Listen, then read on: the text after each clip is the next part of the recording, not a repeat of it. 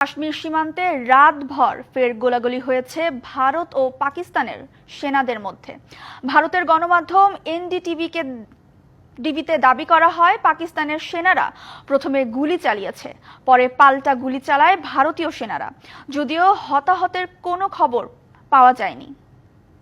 এর আগে বৃহস্পতিবার রাতেও গোলাগুলি হয় কাশ্মীর সীমান্তে। পেহেলগামে জঙ্গি হামলার জেরে কাশ্মীর জুড়ে চিরুনি অভিযান চালাচ্ছে ভারতের নিরাপত্তা বাহিনী। নিরাপত্তা ব্যবস্থা পর্যালোচনা করতে কাশ্মীর সফর করেন ভারতের সেনাপ্রধান। পুলিশ, প্যারামিলিটারি ফোর্স এবং ভারতীয় সেনারা একযোগে চালাচ্ছে অভিযান। সন্ত্রাসীদের সহযোগী দাবি করে 2 জনকে এরই মধ্যে গ্রেপ্তার করেছে আইনশৃঙ্খলা বাহিনী।